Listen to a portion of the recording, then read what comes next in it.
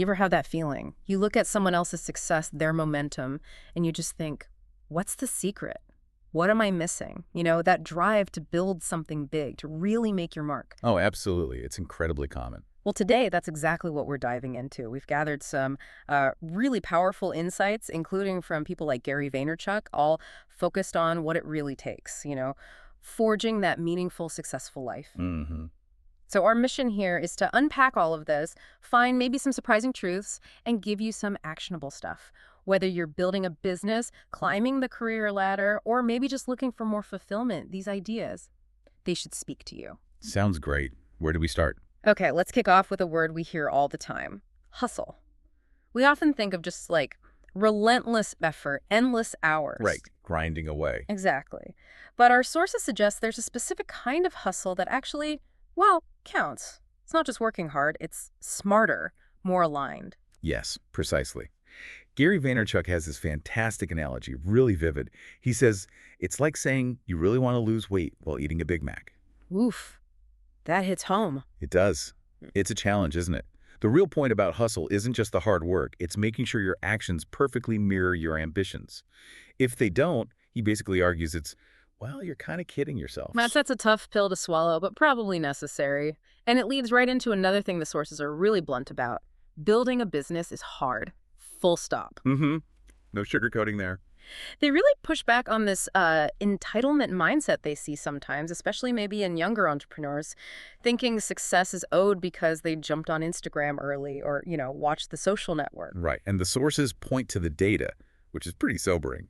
The vast majority, the far majority of new businesses, they just don't make it. It's a crucial distinction, isn't it? Success isn't just hours logged. It's being all in, emotionally and in your execution. Yeah, putting it all on the line. There's this really powerful concept they raise. Imagine waking up, it's the day before you die, and deep down, you gave it absolutely everything. Wow. Whether that everything was for your kids, your company, that philanthropic thing you dreamed of. If you could say you did that, then you can't complain. No room for it. That brings up something huge, I think, something maybe we all wrestle with, that internal accountability. How do these sources suggest we get truly honest with ourselves about how much effort we're really putting in? It boils down to something pretty simple, actually, but powerful. Yeah. Looking yourself right in the mirror and asking, am I doing this right? Just asking the question. Yeah. Gary Vee talks about working every single Saturday through his 20s, and he challenges younger folks who expect instant success. Are they making that kind of commitment? It's about facing that truth yourself, not wanting to be exposed by myself, as he puts it. Confronting reality. And speaking of reality, there was this great story, wasn't there, about the early days of VaynerMedia. Not exactly glamorous. Oh, not at all. For the first 2 years, they paid no rent.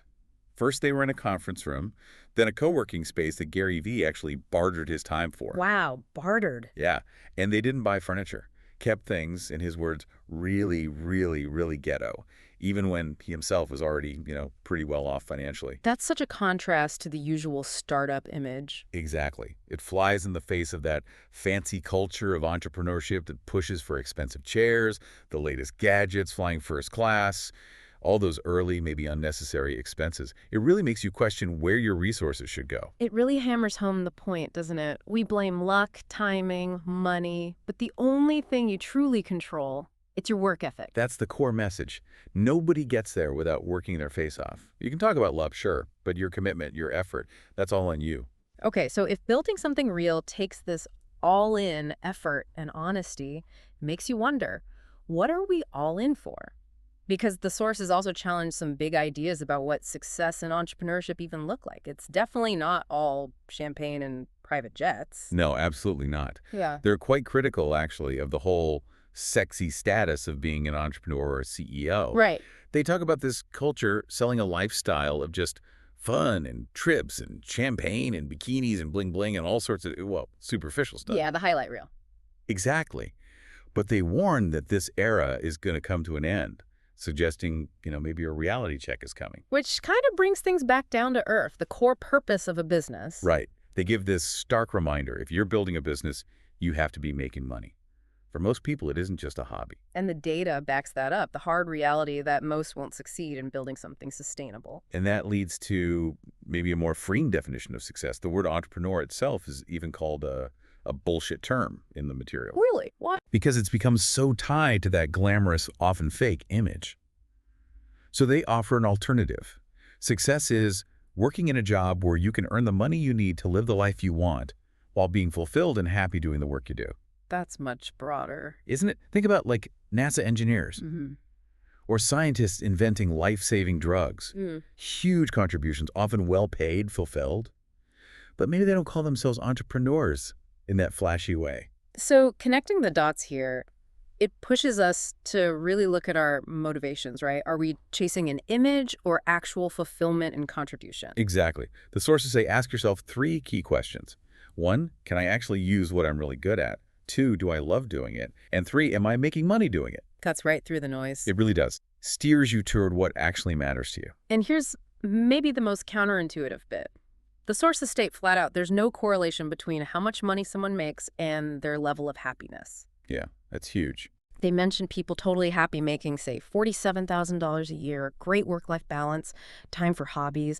And then you see multimillionaires from, like, the Silicon Valley boom who are just miserable and lonely and broken. It's a critical point because it forces you to reverse engineer and figure out who you are, what genuinely makes you happy, not chasing someone else's definition of success. Avoiding that I'll be happy when trap. Exactly, because that finish line, it always moves, doesn't it? What's really interesting is they suggest actually rewarding yourself with little moments of bliss increases your drive. How does that work? Think of eating a great steak. That first amazing bite doesn't make you want less steak, right? It makes you want the next bite even more. Celebrating wins, even small ones, keeps you hungry, keeps you motivated. Blissful dissatisfaction, they call it. Blissful dissatisfaction. I like that. Okay, that's a big perspective shift. But let's get practical. What does this mean for handling money, for spotting opportunities? The sources seem to really pull back the curtain on the financial system. They really do. And here's the stark truth. Wealth isn't mainly built by just working more hours.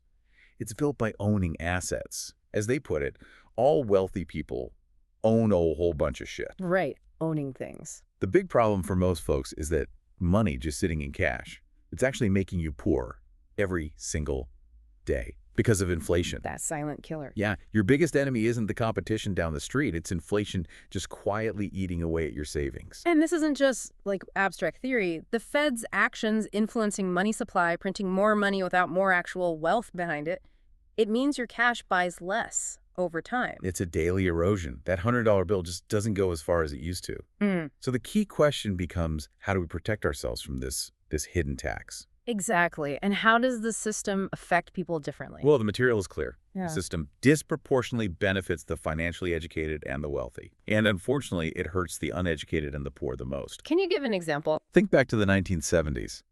A lot of families could live comfortably, own a home, a car, on one income. Today, most households need 2 incomes just to tread water, often struggling to afford those same basic things. It's a direct result of the dollar losing value and, frankly, a widespread lack of financial literacy. Okay, so what's the actual takeaway? What's the formula? It's surprisingly simple, they say. Spend less than what you make and invest the difference, period. That's the core. Spend less, invest the difference. Yep. And if you want to build more wealth, earn more money through your job, a business, a side hustle, whatever. Because while there's no limit to how much you can cut expenses, there's really no limit to how much money you can earn. That really puts the focus on active participation in your finances, not just being passive. Absolutely. Understanding the system is step 1. Then you leverage it, make your money work for you. How? By investing in the companies you already use every day. Like buying Nike stock if you wear their shoes. Exactly. Or Apple stock if you use an iPhone. It turns that one-time transaction to a lifetime of profit, because suddenly you own a small piece of that company. Wealthy people, the sources say, often start with stocks, then maybe a business, then real estate. Shifting from just being a consumer to being an owner. That's powerful. And what about new opportunities? The world's changing so fast. Incredibly fast.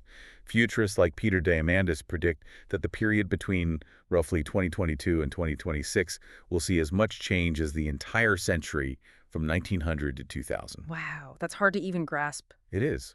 But it means huge opportunities are emerging constantly. Think about areas like Web3, that next phase of the internet, often on the blockchain, or the coaching industry, which is booming, even crypto, though they definitely advise caution, don't be stupid when it comes to crypto. Okay, so for jumping into these new areas strategically, what's the advice? A big one is don't quit your day job too soon. Right, the practical approach. Dedicate your evenings, your weekends to that side hustle first. Also, don't just chase the crowd. Getting to Instagram early was one thing. Trying to break into TikTok now is a totally different ballgame. Timing matters. Hugely. They share this interesting story about Mind Valley, Yeah. and they registered the company name before they even fully knew what it would be. Just starting was key. But then, an earlier product they made, Blink Life, kind of like Instagram, but way back in 2005, it failed. Not because the idea was bad, but the timing was just too early. The sources actually suggest timing accounts for something like 40% of a company's success. 40%. That's massive. Okay, so strategy and timing are vital. Mm. But what about just sheer will? The sources mention Elon Musk, right? Oh, yeah. He's presented as someone who does multiple impossible things. Electric cars, rockets, launching a car into space. Yeah, the usual stuff. Right. But it's not just about being a genius. It's tenacity. It's putting in 80 to 100-hour weeks every week. He nearly went broke with SpaceX, had 3 failures before that first success. But he kept going. So what's the lesson there? Attracting great people, focusing relentlessly on R&D instead of just advertising, and boiling problems down to their absolute basics. First principles, he calls it. Okay, this brings us nicely to the final piece, the inner game. Mindset, self-belief, the impact we leave behind. The sources really emphasize that how you show up is critical. Definitely. They talk about 3 pillars for success: skill set, mindset, and opportunity. Yeah. And the big emphasis is on actively working on your mindset, your mentality, so you're ready when that opportunity does knock, because it will. It really comes back to that idea that hard work pays. It does. And that connects to what they call the warrior mindset. Bruce Lee had that amazing quote, "A warrior is an average person with laser-like focus." I love that. Me too, because it highlights relentless work, consistent practice, beating on your craft every single day over just relying on innate talent. And to keep beating on your craft, especially when things change, you need adaptability. The sources call it a bridge to the future. Yeah, it's crucial. It's not about just toughing it out when things get hard. It's about being willing to change your methods, upgrade your standards, build that inner resilience. It actually changes your brain, changes how you behave. Yeah. We all need to recognize when our old ways aren't working and be willing to adapt. So don't change the core message or goal, but change the approach. Exactly. Change the methodology. And there's a really raw personal story in the material about bankruptcy that illustrates this perfectly. Oh, right. Tell us about that. One speaker talks about losing literally everything. 33 homes gone, went from owner to renter, wife pregnant, 3 young daughters. Just devastating pain. Unimaginable. But looking back, he calls it the best thing that ever happened to him. Says without that bankruptcy, he'd either be divorced or dead. He compares it to Rocky getting knocked down flat. But getting back up. But getting back up, It's all looking black. up, seeing what happens in the next 8 movies, that's the kind of resilience, that adaptability they're talking about. That story really underscores how much our choices matter, which leads to maybe the ultimate question. What choices are we making now that shape our future, shape our legacy? It's a profound question. And the sources suggest something really interesting. Be proud not of your gifts, but of your hard work and your choices. Not the gifts, the choices. Yeah, gifts are just given to you. But your choices like choosing service over ease, adventure over comfort, that's what actually defines who you are. And that ties into legacy, right? The idea that your last name is bigger than your first name. Precisely. It's about building that lasting footprint, a brand for you, for your family. And the key point is you are leaving a legacy whether you plan to or not. So why not be intentional about it? Why not start building it now, maybe even breaking old patterns, becoming a curse breaker for your family line? That's incredibly powerful. How do we make those big dreams, that legacy, feel more achievable? You have to make them familiar. You need to touch the dream. Touch the dream. How? By visiting it, mentally or literally. Drive through that neighborhood you aspire to live in. Spend an afternoon at that fancy hotel. Just have a coffee there. Or if your dream is service, go spend time feeding the homeless. These short experiences make the dream feel real, familiar to your mind. You won't create what you haven't visited mentally or literally thousands of times. It builds that belief that you belong there. Okay, so familiarizing the dream. What about building the confidence to actually pursue it? Where does real self-confidence come from? According to these sources, it comes from one place: Keeping the promises I make to myself. Not from external praise. Nope. Not from likes or applause or other thinking you're great. It's internal. It's building that track record with yourself, fulfilling your own commitments, and crucially, acknowledging the 80% you do get right instead of beating yourself up over the 20% that didn't go perfectly. That self-credit is vital for keeping your drive alive. That makes so much sense, keeping promises to yourself. Okay, so wrapping this up, think about your dash. You know, that line on the tombstone between the birthday and the death day. What you do at that time. The world needs you to be a participant, they say. A light in the midst of darkness. And a huge part of being able to participate fully is your network. Remember, show me your friends and I'll show you your future. Surround yourself with the right people. Yeah, people who feed you, challenge you, people with open minds, open hearts, open hands, people who can offer help or connect you. And don't be afraid to ask successful people for guidance. You'd be surprised how many genuinely want to help others rise.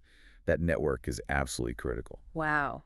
This has been quite a deep dive. We've covered so much. Yeah. The real meaning of hustle, defining success beyond just money, the absolute necessity of financial literacy, and then the huge impact of mindset, adaptability, and building that intentional legacy. Lots to chew on. Definitely. And we really put this together hoping it helps you navigate your own journey with a bit more clarity, maybe more purpose.